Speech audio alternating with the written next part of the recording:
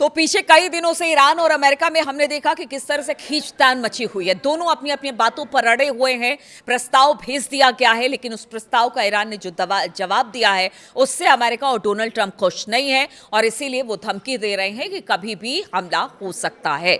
नमस्कार, मैं हूं नीलू। तो वीकेंड की बात कर रहे हैं, अगले मंडे की बात कर रहे हैं, या कह रहे हैं कि बहुत जल्द ईरान पर हमला होगा अगर उन्होंने अपने यूरेनियम इनरिचमेंट को खत्म नहीं किया या हमें नहीं दिया तो फिर किसी तरह से अब कोई बातचीत नहीं होगी, डायरेक्ट अब हमला किया जाएगा, ऐसा अमेरिका की तरफ से कह दिया गया है। इधर ईरान ने तो पहले ही कह दिया है कि ऐसा कुछ नहीं होने वाला है। हमें आपकी बात तो ठीक है, इस पर बातचीत जरूर हम कर सकते हैं, यूरेनियम इनरिचमेंट या परमाणु कार्यक्रम को लेकर ईरान ने कहा, लेकिन उन्होंने कहा कि बातचीत कर सकते हैं, झुक नहीं सकते।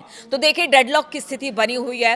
रोजाना जब सबकी आंख खुलती है तो इंटरनेशनल मीडिया में ये बातें देखने को मिलती है कि क्या वाकई आज करेंगे या कल करेंगे, अमेरिका ईरान पर हमला करेगा। मतलब बहुत सारी चीजें इससे जुड़ी हुई आ रही हैं और काफी लंबा वक्त सीज फायर का बीत रहा है। धीरे धीरे डेडलाइन भी अमेरिका आगे बढ़ा रहा है और ईरान है कि उसे कोई फर्क नहीं पड़ा कि वो डेडलाइन बढ़ाए अमेरिका या फिर युद्ध उनसे करे, तैयारी उनकी अपनी है। अब देखिए, इस बीच कुछ खबर आ गई है।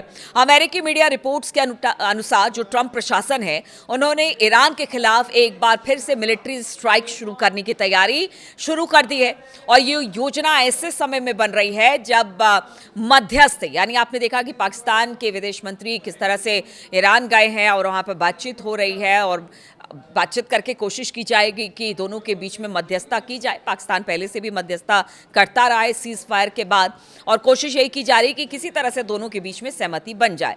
तो इसके जरिए दोनों पक्षों के बीच तनाव खत्म करने की कोशिश हो रही है, बातचीत चल रही है। लेकिन इसी बीच खबर यह भी मिल रही है कि शुक्रवार को बताया जा रहा है कि शुक्रवार शाम तक हमले को लेकर कोई आखिरी फैसला नहीं लिया गया, यानी वहाँ के समय के अनुसार रात तक कोई फैसला नहीं लिया गया था कि जिस तरह से ट्रंप धमकी दे रहे थे कि वीकेंड पर हमला करेंगे या फिर हो सकता है कि मंडे को, सोमवार को हमला किया जाएगा, तो शुक्रवार की आधी रात तक तो ये फैसला नहीं लिया गया था। इस बीच राष्ट्रपति डोनाल्ड ट्रंप ने वीकेंड पर न्यू जर्सी के गोल्फ प्रॉपर्टी पर रुकने का प्लान अपना कैंसिल कर दिया।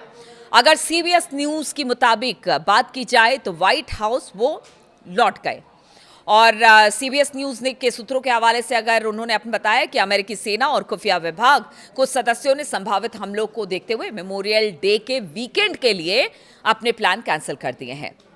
रक्षा और खुफिया अधिकारियों ने विदेशों में स्थित अमेरिकी ठिकानों के लिए रिकॉल रोस्टर अपडेट करना शुरू कर दिया है, क्योंकि मध्य पूर्व में तैनात सैनिकों के जत्थे क्षेत्र से बाहर निकल रहे हैं। ऐसा माना जा रहा है कि मिडिल ईस्ट में जो अमेरिकी सैन्य ठिकाने हैं वहां से जो अमेरिकी सोल्जर्स हैं उनको निकालने का काम चल रहा है और ये सब कुछ हो रहा है, यही शुक्रवार से लेकर रविवार तक ये कर रहे हैं। तो इसीलिए कयास लगाए जा रहे हैं कि क्या कोई बड़ा हमला करने की, ठीक है बातचीत तो चल रही है, लेकिन क्या कोई बड़ा हमला करने की तैयारी बहुत जल्द अमेरिका की है और ये ईरान के संभावित जवाबी कार्रवाई से पहले क्षेत्र में अमेरिकी सैनिकों की मौजूदगी कम करने के प्रयास का हिस्सा है।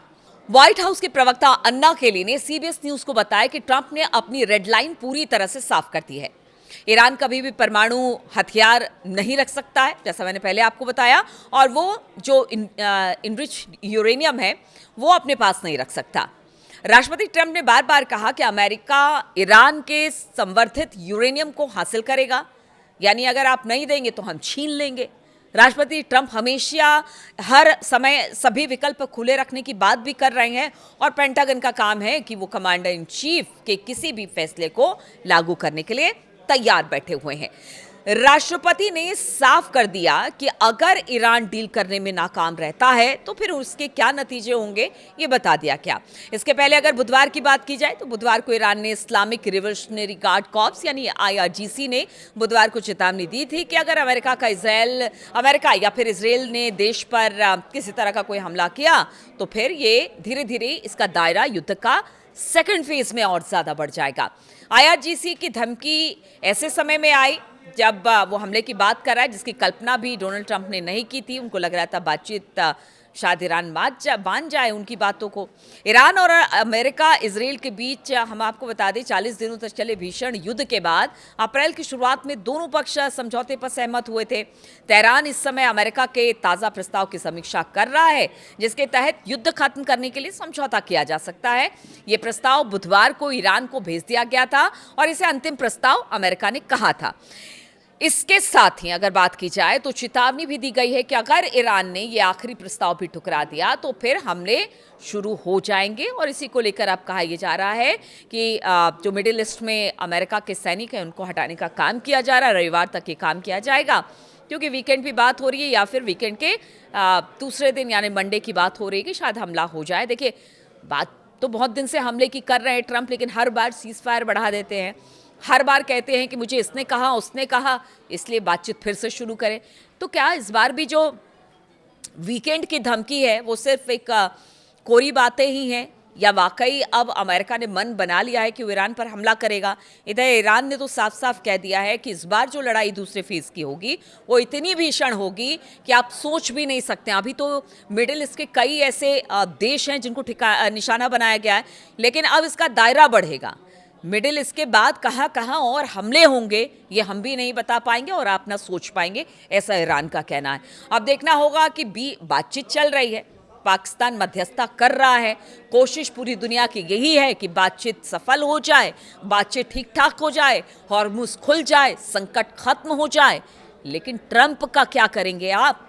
ट्रंप कब क्या कर दे किसी को नहीं पता, इसलिए वेट उनकी बातों पर करना होगा कि क्या वाकई अब युद्ध बहुत नज़दीक है या फिर लगेगा कि नहीं अब यहाँ से सब कुछ बेहतर है, सब ठीक हो जाएगा और शांति बहाल दुनिया भर में हो जाएगी। इस पर नज़र रहेगी मेरी। बहुत बहुत शुक्रिया मेरे साथ जुड़ने के लिए।